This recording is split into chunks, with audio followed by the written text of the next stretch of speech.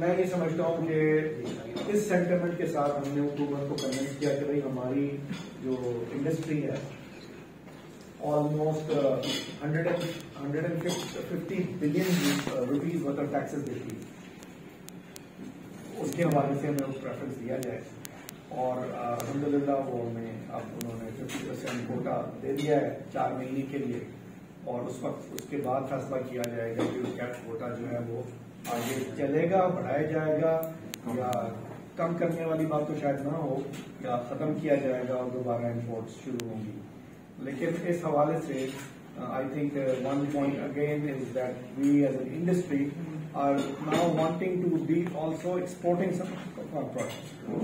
तो अब ये डिस्कशन हमारी इंडस्ट्री पे चल रही है कि क्या हम अपना प्रोडक्ट दुनिया में if not all over the world region में तो बेच सकते हैं। Afghanistan, Iraq, Iran is actually they are much cheaper than us. उनकी इंडस्ट्रियल चार्ज है बहुत सारी चीजें, which is a matter of great surprise for all of you. Sanctions के बावजूद Iran is a smart country in my opinion. They know their national interest और उसके हिसाब से वो अपने नेशनल इंटरेस्ट को चलाते हैं। और ईरान से 5000 मेगावाट्स बिजली भी है।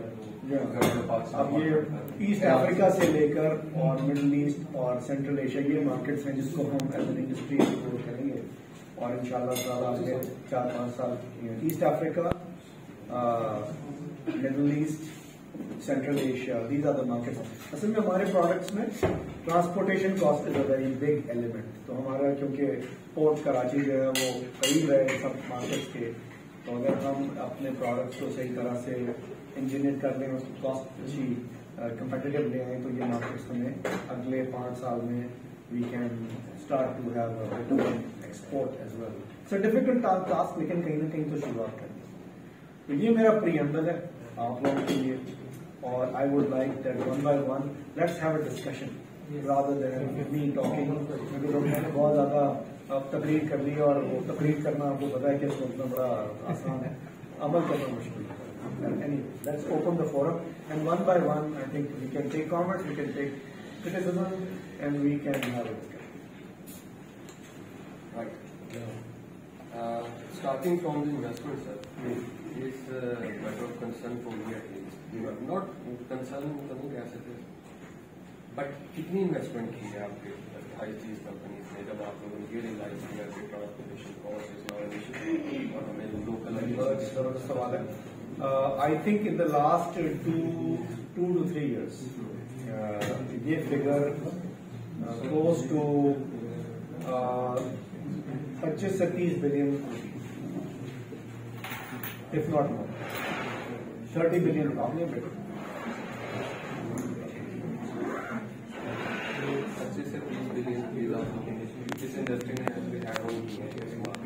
इन्वेस्टमेंट की लॉन्ग टर्म न्यू इन्वेस्टमेंट, एक form of board, machinery, capital. तो ये इन्वेस्टमेंट जो है आपकी, आप समझते हैं कब तक आपको ये फायदा देती है? आपको ज़्यादा एक्सपोर्ट कर रहे हैं, जो एक्सपोर्ट है इसी सारे इंफ्रास्ट्रक्चर में इसमें 2-3 चीजें जो है वो रुकावट है। एक तो रुकावट ये है कि एक्सपोर्ट करने के लिए इंडस्ट्रियल बेस को कराची शिफ्ट करना, वो लाहौर से, पंजाब से आप चीज बना के दुनिया को एक्सपोर्ट नहीं कर सकते। The only viability from Punjab is that we export through Afghanistan to central. वो भी मार्केट्स खुल रही हैं, लेकिन इन मार्केट्स में इतना दमखम नहीं है क्योंकि इतना आबादी नहीं है। These are low population area, low income के अलावा पॉपुलेशन भी कम है। Uzbekistan, Kazakhstan, these are not very populous population, बहुत कम। हमारे प्रोडक्ट में तो पॉपुलेशन बहुत है। तो Karachi becomes viable because port city. Karachi to Dubai is 1 day 2 day hop. China से कोई चीज आती है तो उसको 3-4 हफ्ते लगते हैं। कराची से दुबई अगर कोई चीज जाएगी तो 4 दिन पहुंचती है।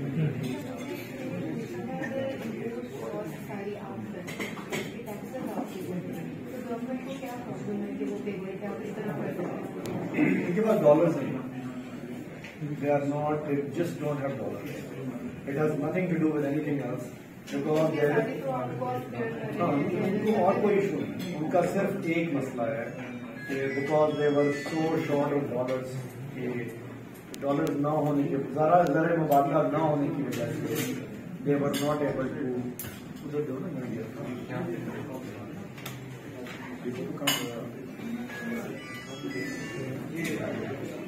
प्रोडक्ट होता है जी छोटा